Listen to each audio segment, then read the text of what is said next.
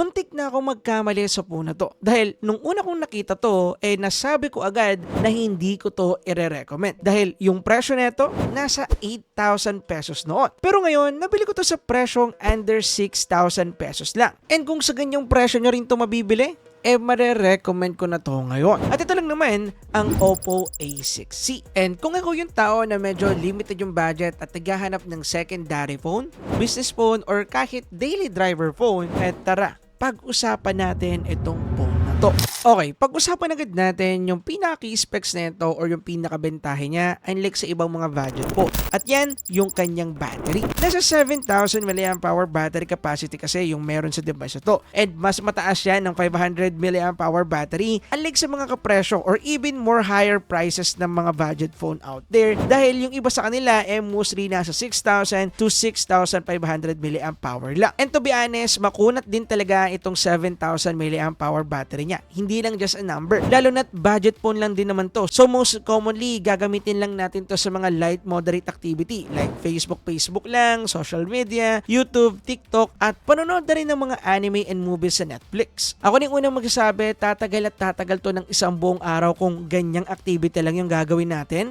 Kaso nga lang, yung drawback nito is nasa 15 watts lang yung supported natin na charging speed. Kaya matagal-tagal natin itong mapupull charge from 0 to 100 for sure. In terms of display, meron na siyang 6.75 inch, 120Hz, 720p resolution, IPS LCD display. Actually, ito talaga ang base spec sa mga budget phone mula noon hanggang ngayon. Kaya wala na tayong masyadong pag-uusapan dito, talagang IPS LCD yung makukuha natin. Pero ganun pa man, capable pa din naman yung display neto. Pasado o pasok pa din sa movie watching and gaming. And actually, totally the same lang naman sila ng specs ng Oppo A6X and also Oppo A6T. Ang kulang lang dito yung punch hole camera design. Dahil as you can see, naka-teardrop notch design pa rin tayo dito which is sobrang tandang design na way back 2020. At ito yung nilamang ng mga kapatid nito na smartphone which is Oppo A6T and Oppo A6X. And kung ako nga lang yung tatanungin ninyo, if ever mind na makikita ninyo yung dalawang phone na yun na nasa same price neto or kaya even more lower or mataas na ng 500 pesos, mas ire-recommend ko yung dalawang yon unlike dito since mas okay yung overall specs nila.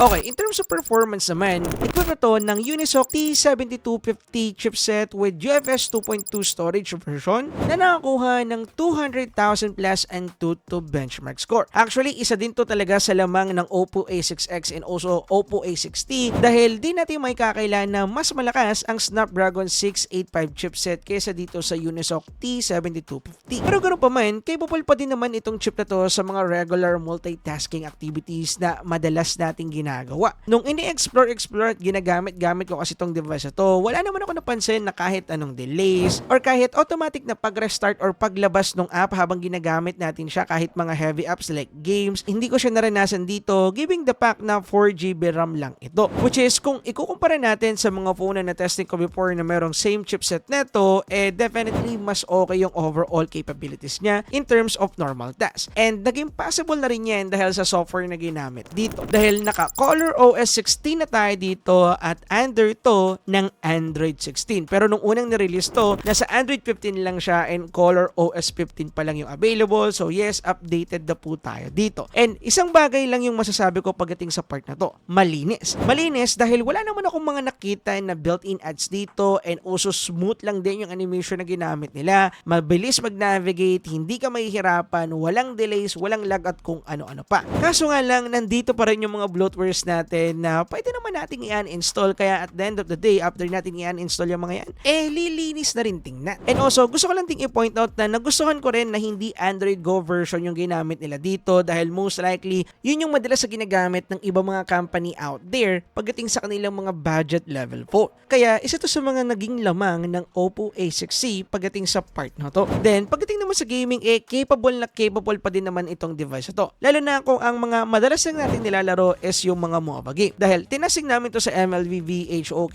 and Wild Rift. And good news, 60 FPS yung nakuha namin dito in overall sa mga game na to. And yes, again, stable po yan. Hindi kami nakukuha ng kahit anong FPS drop, mapa-clash man o wala. Goods yung overall gameplay. Kaya kung more on ML ka lang, walang magiging problema. Makakapaglaro ka dito. Yun nga lang, hindi natin makukuha yung 120 FPS. Pero ganoon pa man, stable naman yung gameplay natin sa 60. And actually, before, bago yung 120 FPS, stable at kontento na tayo sa 60 FPS ng MLBB. Kaso nga lang, pagdating sa CODM, medyo dito nag-pull back to ng konti dahil 30 FPS lang yung makukuha natin dito, mapa MP and also BR mode. So, at the end of the day, playable naman siya dito. However, kung medyo sanay ka na sa 60 FPS or 120 FPS, hindi ito yung device para sa CODM players out there. Pero ganoon pa man, kung MOBA games ang yung nilalaro mo, pasadong-pasado to. And speaking of pasado, pasado din yung thermal na nakuha natin dito. Take note, tig to 30 minutes namin nilaro kada game at inabot yan ng 2 hours plus. And pagdating sa thermal na nakuha natin dito, nasa 37 to 39 degrees Celsius lang yung pinaka-average, which is normal dahil hindi ganun kabigatan yung mga game na tinasting natin at hindi din naman ganun kalakasan yung chip na to. Kaya pwede na. Anyway, daanan natin ng mabilis ang konti yung design neto. Actually, wala namang special sa design neto. Naka-usual iPhone look design na lang din. Same na mga ginagamit or iconic design na ginagamit ng mga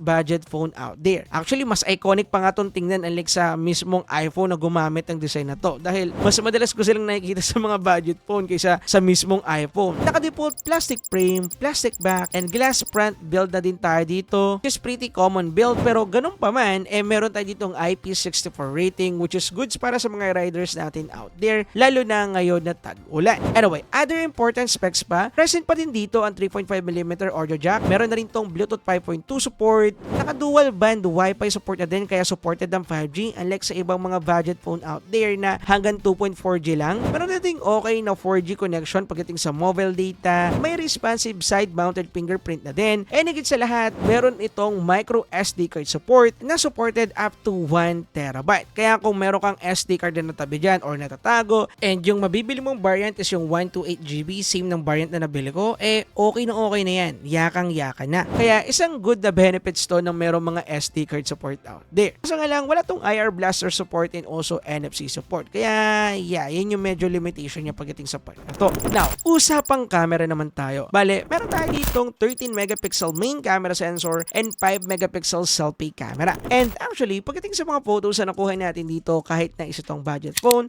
masasabi kong decent pa rin. Oo, hindi to kasi kagandahan ng mga mid-range phone out there, talagang kakainin to. Pero pagdating sa color processing, nandun pa rin, na-nailed pa rin to ng ating Oppo A6C. Kaso nga lang, huwag kayong masyadong mag-expect ng sobrang taas dahil nga budget phone to at the end of the day. And at the same time, 13 megapixel camera sensor lang yung ginamit sa main. Kaya medyo meron talagang mga part na pixelated at hindi ganun kagandahan yung kanyang pagpaprocess. Pero at the end of the day, goods naman yung color kaya okay na rin naman dahil isa rin naman tong budget phone. Pagdating naman sa kanyang video shooting, kaya na ito mag-shoot ng 1080p at 30fps. However, walang stabilization. Pero pagdating sa footage, okay na pagtsagaan. Wala namang magiging problema for me. Goods pa rin naman ito. Now, after ng ilang araw na paggamit sa device ito yung overall review na nabuo ko dito sa mismong Oppo A6C. At ito yung final conclusion ko about sa ginawa kong testing sa kanya. Gaya ng sabi ko, nabili ko to sa presyo ng 5,865 pesos kapag naka-sale nung nakaraan na 7.7. Ngayon, pag titingnan natin to sa market, nasa 7,000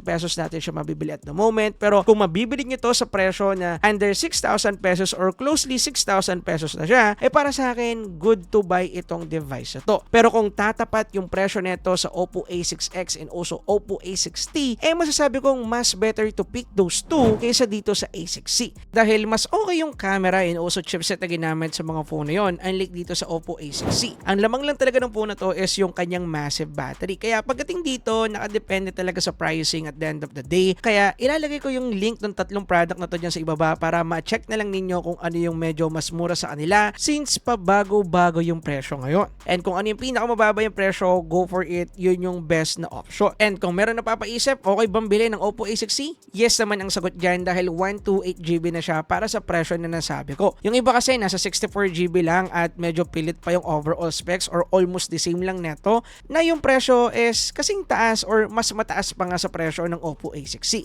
Kaya kung ikukumpara natin to sa ibang mga budget phone na makikita natin sa market maliban sa Oppo A6X and A6T, definitely mas worth it po ang Oppo A6C. Anyway, dito ko na tatapusin yung video. Nga pala, meron tayong pag-giveaway. Do the mechanics. Comment nyo lang dyan sa ibaba and use hashtag ParekoyAugust para once na nag-roll kami ng nanalo this month, malalaman ninyo agad. Kaya, yun lang guys. Peace!